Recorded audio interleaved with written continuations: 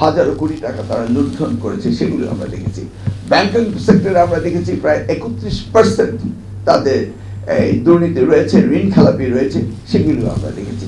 বিদ্যুৎ ক্ষেত্রে আমরা দেখেছি যে 10% তাদের বিদ্যুৎ প্রস্তাবনার সময় সরকারি আমলারা বা রাজনীতিবিদরা তারা নিজস্ব ভাবে হাতিয়ে নিয়েছে। সেই দুর্নীতি যেন আবার পুনঃপ্রতিষ্ঠিত না হয়, সেটাই আমাদের দিকে লক্ষ্য রাখতে হবে। বাংলাদেশ কোন পথে? ওই উইড্রো উইলসন ইউনিভার্সিটি ওয়াশিংটনের রিসার্চ ফেলো, যিনি অ্যাম্বাসেডর ছিলেন বাংলাদেশ পাকিস্তানের, ওনারা খুব ভালোভাবে জানেন, ওনাদের সময়ে উইলিয়াম বি মাইলাম তিনি বলেছিলেন যে if major Zia would have been killed in the 1975 while Sheikh Mujibur Rahman assassinated, if it would have been happened, the country would be a failure state like Liberia. এই কথাটি বলেছিলেন। অর্থাৎ 1975-এ শেখ মুজিবের সাথে যদি জিয়া রহমান মারা যেতেন, তাহলে এই রাষ্ট্রটি একটি ফেইলিউর স্টেট হতো, আফগানিস্তান বা লাইবেরিয়ার মতো হতো, এই কথাটি বলেছেন। সেটি ছিল বাস্তব, এবং সেটা আমরা প্রমাণ পেয়েছি যে উনি নেই, শাহাদাত বরণ করেছেন, শহীদ হয়েছেন। ওনার সামান্য কর্মজীবনে তিনি দেখিয়েছিলেন একটি রাষ্ট্রকে, একটি জাতিকে কিভাবে উন্নয়নের, উন্নতির অগ্রশিখরের দিকে ধাবিত করা যায়। সেই সময়ে মাকরুম মোর্শেদ সাহেব এই দায়িত্ব নিয়ে ওনার সহযোগী হিসাবে কাজ করেছিলেন। আজকে বাংলাদেশ কোন পথে যাচ্ছে, সেটি হচ্ছে আলোচনা। দেখুন, শহীদ রাষ্ট্রপতি জিয়া রহমান প্রথম যে কাজটি করেছিলেন, বহুদলীয় গণতন্ত্র তিনি ফিরিয়ে দিয়েছিলেন। 1975-এ সেই 25শে জানুয়ারিতে 5 মিনিটের সংসদে শেখ মুজিবুর রহমান এদেশে গণতন্ত্রকে বিলুপ্ত করে একদম বাকশাল এখন আয়ত্তত্ব প্রতিষ্ঠিত করেছিলেন। সেই ইতিহাস আমরা জানি। শহীদ রাষ্ট্রপতি জিয়া রহমান রাজনীতিতে এসে তিনি বাংলাদেশে বহুদলীয় গণতন্ত্র ফিরিয়ে দিয়েছিলেন। এই গণতন্ত্রের পথ দিয়ে দেশের যাত্রা শুরু হয়েছিল, এবং সেই যাত্রা পরবর্তীতে আমরা দেখেছি দেশনেত্রী বেগম খালেদা জিয়া সেটার উত্তরসূরি হয়েছেন এবং গণতন্ত্রকে প্রতিষ্ঠিত করেছিলেন। দেশ এগিয়ে যাচ্ছিল। আমরা তার মধ্যে আবার হঠাৎ করে 1/11-এ দেখলাম অন্য একটি অধ্যায়। সেই অধ্যায়টি এমন একটি পর্যায়ে গেল, সুপরিকল্পিতভাবে এবং প্ল্যান এন্ড ডিজাইন করে এই আওয়ামী লীগকে 2008 সালে সরকারের দায়িত্ব দেওয়া হয়েছিল। সেটি একটি পরিকল্পিত ষড়যন্ত্র ছিল মঈনুদ্দিন ফখরুদ্দিনদের, সেটা আমরা জানি। সেখান থেকে আমরা এই 15টি বছর তাদের শাসন, সর্বমোট 17 বছর আমরা কাটিয়ে দিয়েছি। এখন আমরা চিন্তা করছি দেশ কোন দিকে যাবে। তাহলে উত্তরটি খুব সহজভাবে আমরা পেয়ে যাচ্ছি। এদেশে প্রথম প্রতিষ্ঠিত করতে হবে গণতন্ত্র। এই ছাত্র জনতা 53 বছর বয়স পরে এসে যে গণবিপ্লবের মধ্য দিয়ে, আত্মহত্যা এবং রক্তের বিনিময়ের মধ্য দিয়ে যে আমরা 53 বছর বয়সে যে দ্বিতীয় বিপ্লব, দ্বিতীয় স্বাধীনতা পেয়েছি, সেটাকে আমাদের আবারও পুনর্জীবিত করতে হলে আমাদের সবচেয়ে বেশি প্রয়োজন গণতন্ত্রকে আবার পুনঃপ্রতিষ্ঠিত করা। আমরা জানি আজকে যে সরকার দায়িত্ব নিয়েছেন ডক্টর মোহাম্মদ ইউনূস, তিনি শুধু বাংলাদেশ নয়, বিশ্বের একজন স্বনামধন্য ব্যক্তিত্ব, নোবেল লরিয়েট, এবং পৃথিবীতে যে কয়টি পুরস্কার পেয়েছেন এই ধরনের অনন্য বিশিষ্টজন, তার মধ্যে তিনি অন্যতম। তিনি আজকে সরকারের দায়িত্ব নিয়েছেন এবং রাষ্ট্র পরিচালনার জন্য তিনি যে উপদেষ্টা পরিষদ নিয়েছেন, সকলেই তাদের ব্যক্তি জীবনে, কর্মজীবনে তারা সকলেই সফল ছিল, এটি অনস্বীকার্য এবং আমরা তার সকলেই বিশ্বাস করি। তো এই ক্ষেত্রে এসে রাষ্ট্রের যে একটি সামনে সন্ধিক্ষণ এসে দাঁড়িয়েছে, সেই ক্ষেত্রে এসে জাতির প্রত্যেকটি লোক, প্রত্যেকটি দল সকলেই বলছে যে গণতন্ত্র পুনঃপ্রতিষ্ঠিত করাটাই আজকের দিনে সবচেয়ে প্রয়োজনীয় কাজ হয়ে দাঁড়িয়েছে। সেই জন্য এই সরকার কতগুলো সংস্কারের কথা বলছেন। প্রথমত বলছেন নির্বাচন কমিশন সংস্কারের কথা।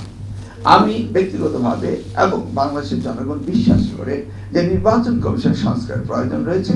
এই সংস্কারের মধ্য দিয়ে গণতন্ত্র পুনঃপ্রতিষ্ঠিত হবে, সেটা আমরা সকলে বিশ্বাস করি। নির্বাচন কমিশন, আমি তাকে মনে করি গণতন্ত্র কমিশন। এখান থেকেই কিন্তু রাষ্ট্রীয়ভাবে আগামী দিনের প্রতিনিধিত্ব যারা দিবে তারা নির্বাচিত হয়ে আসেন, এটা অস্বীকার করার কোনো জোর নেই। অতীতে আমরা দেখেছি এই নির্বাচন কমিশনের মধ্য দিয়ে আমরা 14 নির্বাচন দেখেছি, যেটাকে স্বীকৃতি দিয়েছিল এই নির্বাচন কমিশন, যেখানে ভোট হয়নি, অর্থাৎ 153টি আসনে বিনা ভোটে নির্বাচিত হয়েছিল। সেই 14 গণতন্ত্র আমরা দেখেছি। 2018 সালে আমরা গণতন্ত্র দেখেছি। সেই সময় দেখেছি যে মধ্যরাতে আমলারা, প্রশাসনিক কর্মকর্তারা, এসপিরা, ডিসিরা, ইউনোরা কিভাবে মধ্যরাতে ভোট দিয়ে একটি সরকারকে নির্বাচিত করেছিল। নির্বাচিত ভোটে তারা নির্বাচন করেছিল, কিন্তু সেই নির্বাচনটি কিভাবে করেছিল সেটি হচ্ছে মূল সমস্যা। 2024 সালে আমরা দেখেছি নির্বাচন করেছে এবং সেই নির্বাচন কমিশন থেকেই স্বীকৃতি পেয়েছে, এবং সেখানেও আমরা দেখেছি যে তারা আমরা আর দামিরা, অর্থাৎ আমরা আর মামুরা নিজেরাই নির্বাচন করে তার সরকার প্রতিষ্ঠিত করেছিল। এই নির্বাচন কমিশনেই এই 3টি নির্বাচন করেছিল।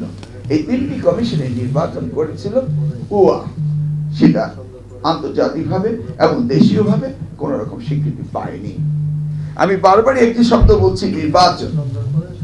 এই নির্বাচন বলতে আমরা কি বুঝাই সেটা বিগত 3টি নির্বাচন আমরা দেখেছি যে একটি ষড়যন্ত্র করে একটি পক্ষকে জিতিয়ে দেওয়া এবং কাগজে কলমে শুধু নির্বাচন হওয়া, এর বাইরে কিন্তু কোনো নির্বাচন হয়নি। সেই প্রসঙ্গে বলতে গিয়ে আমি বলবো যে এই নির্বাচন সংস্কারটি আমাদের সবচেয়ে বেশি গুরুত্বপূর্ণ। এই সংস্কারের কাজ চলছে এবং এই সংস্কারের পরে নির্বাচন কমিশন সেটিকে তারা পুনর্বিবেচনা করে তাদের সুপারিশ মালাগুলো নিয়ে সামনের দিকে নির্বাচন হবে বলে আমাদের একটি বিশ্বাস রয়েছে।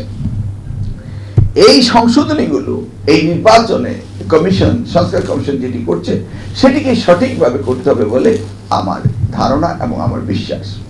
নির্বাচন কমিশন যদি শুধু মনেই করে যে একটি নির্বাচন করিয়ে দেওয়া তাদের দায়িত্ব, তাহলে কিন্তু হবে না। নির্বাচন কমিশনকে বিশ্বাস করতে হবে যে তারা একটি দলে কিভাবে গণতন্ত্র হয় এবং দলগুলি কিভাবে পরিচালিত হয় এবং ইলেকশন প্রসেসটা কিভাবে হয়, সেই সব বিষয়ে তাদেরকে ধারণা থাকতে হবে এবং সেই বিষয়ে তাদের কাজ করতে হবে এবং সেই বিষয়ে তাদের সংস্কার করতে হবে। যদি বিগত দিনের মতো আমাদের নির্বাচন কমিশন যেন তেন একটি সংস্কার করে যদি নির্বাচন করে, তাহলে আমার মনে হয় না আগামী দিনে আমরা একটা সুষ্ঠু নির্বাচন পাব। আমরা অপেক্ষায় আছি এই নির্বাচন কমিশন তাদের সুষ্ঠুভাবে নির্বাচন পরিচালনা করবে সুপারিশ মালার ভিত্তিতে, এবং এই সুপারিশ মালাগুলো আমাদের দল থেকে এখনো দেওয়া হয়নি, দেওয়া হবে, এবং সংবিধান কমিশনের কাছে ইতিমধ্যেই আমাদের দল থেকে 62টি সুপারিশ মালা দেওয়া হয়েছে। এই সুপারিশ মালাগুলো আমার পূর্ববর্তী বক্তা বললেন যে আমাদের রাষ্ট্র সংস্কার বা রাষ্ট্র মেরামতের যে 31 দফা দেওয়া হয়েছে সেখানে এগুলি রয়েছে। এই রাষ্ট্র মেরামতের যে 31 দফা, এই দফাগুলোতে সুন্দরভাবে বলা হয়েছে আগামী দিনে বাংলাদেশ কোন পথে যাবে, আগামী দিনের গণতন্ত্র কোন পথে যাবে, সেখানে সুনির্দিষ্টভাবে সেই সুপারিশ মালাগুলো দেওয়া হয়েছে। এখন আমরা দেখছি যে দেশের বর্তমান অবস্থা, এই সরকার যদিও তাদের অনেক সফলতা আমরা দেখছি, কিন্তু কিছু কিছু ব্যর্থতার দিকেও এগুচ্ছে, আমরা সেটা দেখতে পাচ্ছি। যেমন পুলিশ প্রশাসন, জনপ্রশাসন, এগুলোকে সঠিকভাবে এই সরকার নিয়ন্ত্রণ করতে পারছে না। দ্রব্যমূল্য, বাজার অর্থনীতি, মুদ্রাস্ফীতি, এই জিনিসগুলোকে তারা সঠিকভাবে নিয়ন্ত্রণ করতে পারছে না। তবে তারা ইকোনমিক সেক্টরে বেশ ভালো কাজ করছে। আমরা ব্যাংকিং সেক্টরে, দুর্নীতি সেক্টরে আমরা দেখছি তাদের ব্যাপক কাজ হচ্ছে। ইতিমধ্যে আমরা দেখেছি $234 বিলিয়ন এদেশ থেকে পাচার হয়েছে, এবং দুর্নীতির শ্বেতপত্র ইতিমধ্যেই সরকার প্রধানের কাছে দেওয়া হয়েছে, এবং সেখানে আমলাতন্ত্র, চোরতন্ত্র, তোষামোদী তন্ত্র সম্পর্কে তারা ব্যাপকভাবে বলেছেন। আমরা সেগুলি চাই না আগামী দিনে আবার বাংলাদেশে ফিরে আসুক। আমরা দেখেছি তাদের এই রিপোর্টে রয়েছে তাদের প্রকল্পগুলিতে 70% বাড়িয়ে দেওয়া হয়েছে। মিছে মিছে এই প্রকল্প থেকে হাজারো কোটি টাকা তারা লুণ্ঠন করেছে, সেগুলো আমরা দেখেছি। ব্যাংকিং সেক্টরে আমরা দেখেছি প্রায় 31% তাদের এই দুর্নীতি রয়েছে, ঋণ খেলাপি রয়েছে, সেগুলো আমরা দেখেছি। বিদ্যুৎ ক্ষেত্রে আমরা দেখেছি যে 10% তাদের বিদ্যুৎ প্রস্তাবনার সময় সরকারি আমলারা বা রাজনীতিবিদরা তারা নিজস্ব ভাবে হাতিয়ে নিয়েছে। সেই দুর্নীতি যেন আবার পুনঃপ্রতিষ্ঠিত না হয় সেটাই আমাদের দিকে লক্ষ্য রাখতে হবে। সব মিলিয়ে আমি যে কথাটি বলতে চাচ্ছি, এই সরকার এ যাবৎ সঠিকভাবে বলতে পারেনি যে তারা কবে নাগাদ নির্বাচন দিবে। আমরা রাজনীতিবিদ এবং দেশবাসী সঠিকভাবে জানতে চাই যে কতদিনের মধ্যে নির্বাচন দেওয়া যেতে পারে বা কতদিনের মধ্যে নির্বাচন দিবে।